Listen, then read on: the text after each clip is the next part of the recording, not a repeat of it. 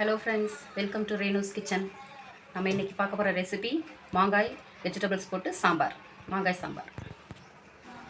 Friends, நான் வந்து துவரம் பருப்பை கழுவிட்டு ஊற வச்சுருக்கிறேன் குக்கரில்.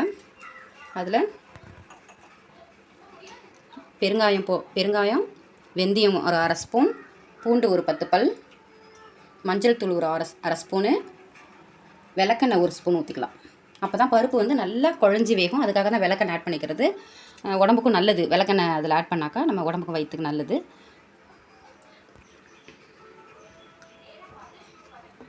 விளக்கெண்ணெய் ஆட் பண்ணிவிட்டேன். நெக்ஸ்ட்டு வந்து பூண்டு பல்,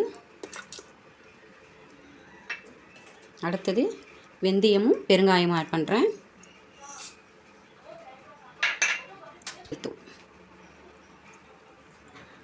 இப்போ இதை நம்ம மூடி போட்டு கலந்து விட்டு வேக வச்சிடலாம்.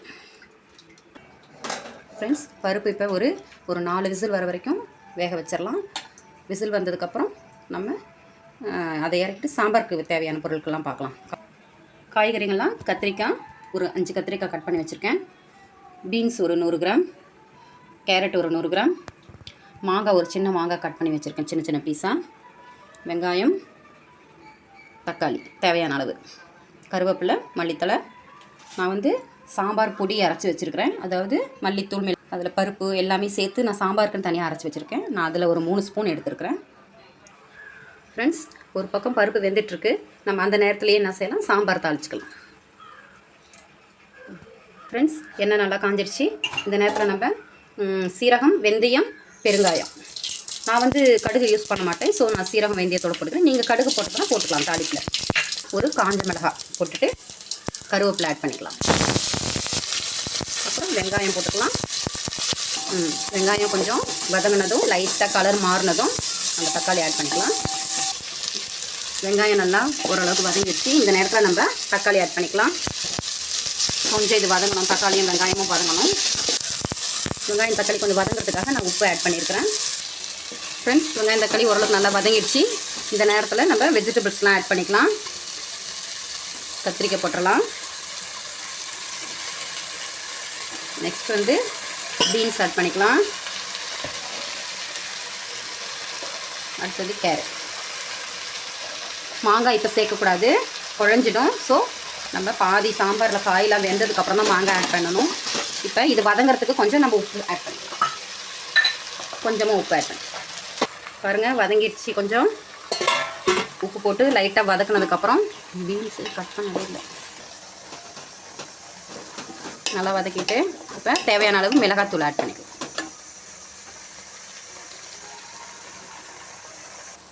இப்போ நான் மிளகாய்த்தூள்னா தனி மிளகாத்தூள் இல்லை, மிளகாத்தூள் இது மல்லித்தூள் எல்லாம் கலந்தது சாம்பார் பொடி ஆட் பண்ணிட்டேன். இப்போ நல்லா கலந்து விட்டுட்டு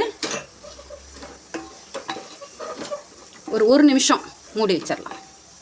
பாருங்கள், சாம்பார் பொடி போட்டு நல்லா வதக்கினதுக்கப்புறம் நம்ம இதில் தண்ணி ஆட் பண்ணிக்கலாம்.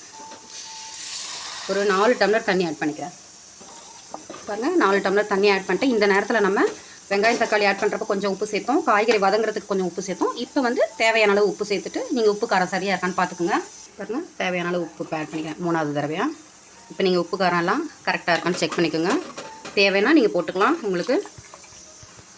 இப்போ ஒரு 20 நிமிஷம், ஒரு 1/4 மணி நேரம் காய்கறி வேகிற வரைக்கும் நம்ம மூடி வச்சிடலாம். பாருங்கள், காய்கறி நல்லா வெந்து வந்துட்டுருக்கு. நம்ம இந்த நேரத்தில் வந்து புளி கரைச்சி ஊற்றிக்கலாம். நீங்கள் வந்து மரப்புளி யூஸ் பண்ணுறீங்க, அதனால் நீங்கள் மரப்புளி கரைச்சி யூஸ் பண்ணிக்கிங்க எவ்வளோ தேவையோ அவ்வளோ. நான் வந்து கோக்கம் புளின்னு சொல்லுவாங்க, அந்த புளி தான் நான் யூஸ் பண்ணுவேன். ஸோ அது வந்து ஒரு 2 பீஸ் நான் ஊற வச்சு இதில் ஆட் பண்ணிக்கலாம்.